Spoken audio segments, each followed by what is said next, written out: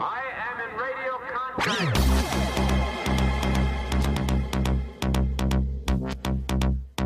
What kind of people are we? I am in radio contact.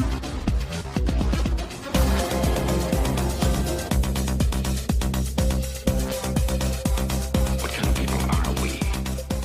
Attention crew, this is your Captain Caliban speaking. This is a spooky mental episode of Enterprising Individuals, where we bring you news and tidbits from the world of Trek, also interviews with special guests, and a few little surprises along the way. Oh, I had you there. Halloween is upon us. I hope you're enjoying the spooky season and maybe dressing up in something Star Trek themed for Halloween. Post your costume pics on our Facebook group, Enterprising Interlocutions, if you are, and show us what you've got. We've been looking at scary things in the world of Trek this month, from an examination of literal acts of terror with our episode on Homefront and Paradise Lost, to a more traditional monster mash with last week's show on Wolf in the Fold. Just as a reminder, we dropped a special episode last Saturday that recapped the scarily amazing good time our reporter Ella Pearson had covering the Destination Star Trek convention in Birmingham this fall. If you want to hear about Trek stars from every series, the DS9 documentary premiere, interviews with Andrew Robinson and Max Grodenchik, and Will and Rick from the 10 Backward podcast, and the fateful encounter between William Shatner and Jason Isaacs at the con, that episode is still available in our show feed, so get to it. This week, though, I know you've got cobwebs to hang and candy to give out, so we've got a shorter show this week, focusing mainly on some of my favorite scary creatures from Trek history. Finding honest-to-goodness, or, I guess, badness, monsters in Trek is tougher than you'd think, since the high-minded ideals of the Federation means that any scary beast we encounter is probably a potential friend we just don't understand yet, a la the Horta or Joe Piscopo. The creatures on my list, however, are intractably bad, unredeemable predators who only deserve destruction, like Red Jack or Joe Piscopo. It's a motley collection of ne'er-do-wells, and each one, incidentally, would make a pretty neat Halloween costume, and I'll be giving you some tips on how to do just that. So get your candy bags ready, and your soap, eggs, and TP, of course, and let's get underway. I tried to stay away from the obvious choices for this list, so you won't be hearing about any Borg or Species 8472 costumes. Actually, matter of fact, fun fact, my roomie in college wanted some help with his Borg costume for a Star Trek party we were going to, after we bought a case of condoms, of course, at the drugstore. And here's what we did, and you can do it too. First, dress up like Dieter from Sprockets. And if you don't know what that is, you didn't go to college when I did. Paint all your visible skin gray or white. That's easy. Use some, grease paint, some clown makeup from the makeup store. Cyborg eye. Not so easy. Get yourself a square of colored transparent plastic. Where from? I don't know. My roommate used to carry one around so he could do the "We Die" guy from The Last Starfighter, and if you don't know what that is, see above. Use black gaff tape. That's like the cloth tape that you have to rip off, and tape the plastic over one eye. And go big. Do it like half of your face. This is your ocular implant after all. Use a lot. The chunkier, the better. Don't use electrician's tape. That's the stretchy kind. It's oily. Your skin is oily. Ours was. And it'll stick for like 2 minutes. So that's no good. Procure black or maybe silver rubber tubing. You can get it from a medical supply store. You'll have some questions to answer probably. And you'll have to spray it black. You know what? Black aquarium tubing is good. It's not good for your fish if you don't put it right back on November 1st, though. Gray poster putty is the next step. Can you tell this was all sourced from a dorm room?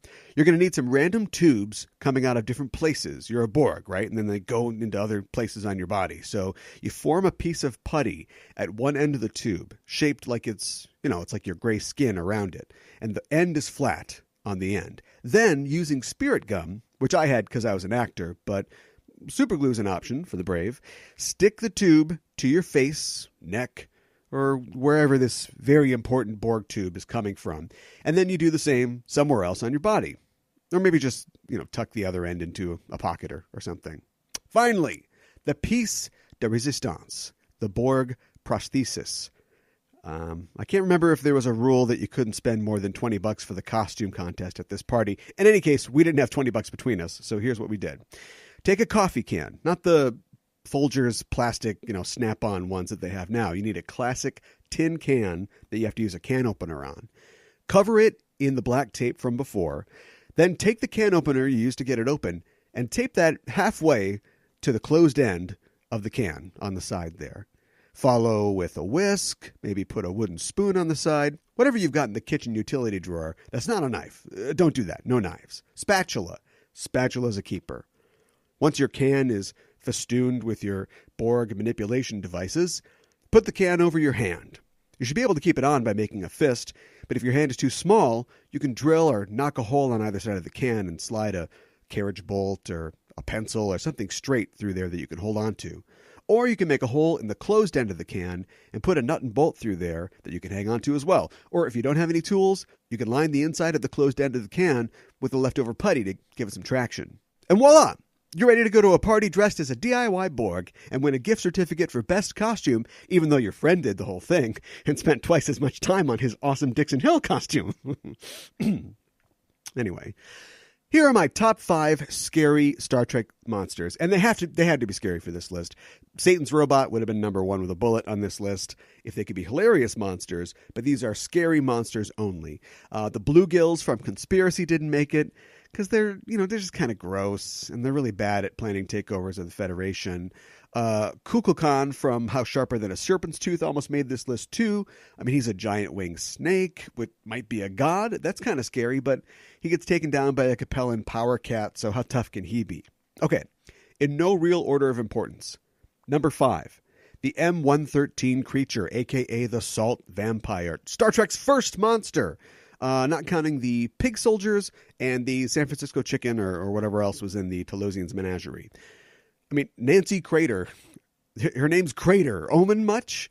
Making an alien creature a vampire type, that's a classic move. But we're still left with a lot of questions about this creature. I mean, it can look like anyone. It can carry on conversations. There's presumably some telepathic aspect to it because it looks like what it knows you want to see. It's hungry, but it understands limits, unlike my cat. It's been living in this arrangement with Professor Crater for a while, so they had to cut that deal at some point. But of course, it kills him as soon as it has a whole ship to eat. And then at the end of the episode, it tries to manipulate McCoy again as Nancy Crater, which seems smart. But once the jig's up, it just attacks Kirk, and then McCoy shoots it. Like, can it not reason or communicate? Does it have any intelligence in its suckery form? Is it technically intelligent, or is it just like an animal? Maybe when it becomes human-like, it does gain human-like reasoning faculties, but it hates having them. Like ravenously sucking salt is its preferred state. It doesn't want to do taxes or think about morality, so it's not going to bother much with asking for mercy or trying to get a deal. Anyway, it's a scary design, and the creature is great. It clearly costs nothing, but that's fine. That's easy for you. It still looks gross and cool. So how can you do it at home? The head, that's the toughest part. You might want to just go for a mask on this one. You might be able to find an actual salt creature mask, but it's easy to snag an alien mask from Amazon or a Halloween store, and you can glue a round Tupperware bowl or something of that nature on the front mouth, and you can paint in the lamprey-like teeth, and bam, start sucking. Paper mache is another way to go if you're brave and skilled. That's what Hua Chang probably did back in the day for the show, after all. For the rest, send a white fright wig through the wash a few times, turn a shaggy bath mat into a poncho, and get $10 worth of cargo netting from Amazon or Home Depot and wrap yourself in it a few times. Then you can cut and fray it in a few places for texture and head to the party. Bring a salt shaker too, I guess, to help people out. Number 4, lore.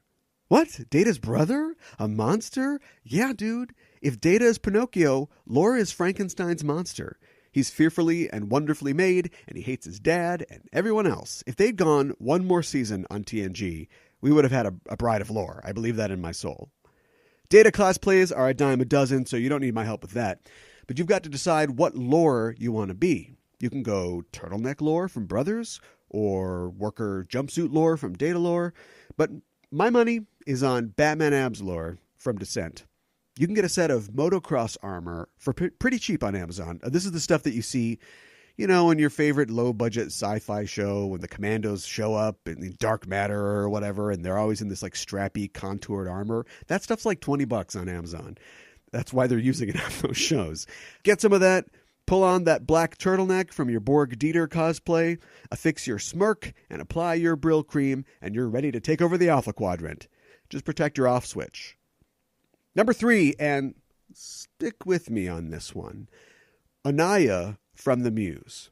Now, I don't like that episode either, but the idea of a creativity vampire that can inspire you but kills you in the process is a pretty conflicting idea for an artist.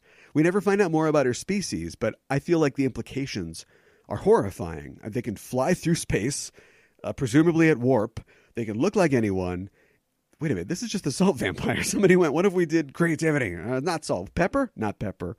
Creativity, there we go. Anyway, they can look like anyone. They feed off creativity or the brainwaves of creative persons. Who knows how many of these things are out there, or how long they've been around, or who they've influenced?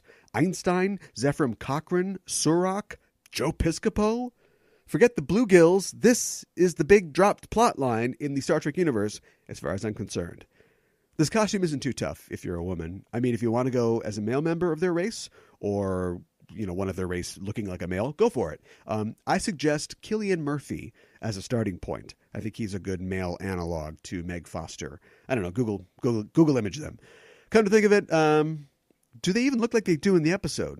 These creatures, they're energy beings. So, okay, look, it's not a great episode. Look, here's what you need. You need a half wig, a wig that starts not at your hairline, but at the top of your head, like the crown of your head.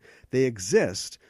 But the thing about wigs is the more special they get, even if there's less of them, the more expensive they tend to get. So you're probably better off just buying a cheap one, and you can just cut it right down. Just cut right through the net on top. Done. You also need a bald cap. They sell those at party stores everywhere. You put the bald cap on first, then the wig. And, you might want to go easy on yourself in this one. And you can just take a Sharpie or, a colored marker, maybe use brown, and just lightly draw on the contours of her face ridges. She's got these kind of abortive, not really Klingon, almost Cardassian-esque, like pronounced brow ridges. And you can just do that with a marker. But if you feel up to it, you can use modeling putty to give your extra forehead texture. And you need those Meg Foster eyes, which is probably going to be the toughest and most expensive part. If your eyes are already blue, you're halfway there, but you can get colored novelty contacts online. They'll probably set you back about $20 to $30 or so. Then all you need is a dark-colored dress with a lot of see-through lace on the top. Maybe get a gold lame wrap or something, and you're ready to slink around the party, being solicitous and making lots of, I eat brains, but looks like somebody beat me to this one jokes, which is what I would do anyway. Number 2. Oh, the worst. Why isn't this number 1? The neural parasites from Operation Annihilate. Ugh. I'm not a creepy crawly guy. Like spiders, bugs, whatever. They don't bother me. But a wiggly pancake that looks like it's made of last night's egg foo young flying in from off camera and sticking to you? No thank you. This one's a little more difficult, especially if you want to go as a man-sized king of the parasites. I don't recommend going as a human-sized neural parasite because we'll have to nuke the site for more, but it's the only way to be sure. I think the best way to start is to start as a red shirt. Go as a regular red shirt and then apply 2 or 3 of these buggers, and then you can play the walking, disgusting wounded. Put one on your back, put one on your shoulder. You get it. To make them, this is actually doable. Go online, look up FX gelatin cubes. You can get them, makeup stores. You might be able to get them on Amazon or magic supply stores. What you do is you can melt them down and add food coloring, and you paint them a little. You can stick some marbles in them for texture. You could also use liquid latex instead, which is easier to get and to work with, but they won't be as translucent as gelatin. Gelatin's really the one to go with here. There's videos online you could find to give you tips for working with the gelatin. So cook them up, stick them on, and stay the hell away from me. And number 1, Melvin Belly. Well, technically Gorgon, or the friendly angel from And the Children Shall Lead. But Melvin Belly was an interesting guy. He was a lawyer in California. He had a lot of celebrity clients. He was kind of an ambulance chaser. Or I guess a nicer way to say that is that he went after corporations for safety violations and unsafe conditions. He represented Jack Ruby in his murder trial, which didn't go well, but it's hard to get a guy off that killed somebody on TV. You might remember him from the movie Zodiac, where he is played by Brian Cox. This happened in real life. Somebody claiming to be the Zodiac killer said that he'd call into a morning talk show, but only if Belly or celebrity lawyer F. Murray Abraham was there to take the call. Spoilers, we never caught the Zodiac, so yeah, that didn't work out. He also led a class action lawsuit against Dow Corning over breast implant problems, and he won. But when Dow Corning declared bankruptcy and couldn't pay, Belly went bankrupt as well. And he produced a movie or two after that, and he appeared a few times as an actor. He got the job as Gorgon because his son Caesar was cast as one of the children in the episode, and Fred Freiberger thought that Belly would boost the show's ratings. And that didn't happen either. So, this costume may be the toughest one of all, mainly because it's going to be hard to replicate the green glow after effect that they put over Belly to mask his terrible acting. You might want to try to carry around a flashlight with a green gel or filter in it that you can point at yourself. That'll get the effect across. You're going to need a longest gray wig, like, a man's wig if you can, but you can get a woman's one and cut it down. You want to get that kind of bushy early 70s look. And you get a giant silver pool cover. But seriously, if you have like a tacky shower curtain, like a really old one with a paisley or a flower pattern, that'll probably do. You can use silver spray paint on it, not to cover it completely and solidly, but if you do it from far away, you can kind of get texturize it. You just want something non-uniform and ugly. And the pool cover has a collar, like a Ruth Bader Ginsburg type thing at the neck, which you can make with, I don't know, whatever. You can just use a doily or something. I guarantee you're spending more than Fred Freiberger did on this. For the face, dunk your head in a pan of cold lasagna. Or you can bring back some of that liquid latex and go nuts. Mess up your hair, never stop screaming death to you all, and you're all set. Also, you need some crying children to make the costume complete, but with the way you're going to look, that's not going to be a problem. Remember, if you try any of these tips, or if you've already got your own great idea for a Trek costume, tweet your pics to @EISTPod on Twitter or @EISTPod on Facebook, or post them on our Facebook discussion group, Enterprising Interlocutions. Can't wait to see what you've got.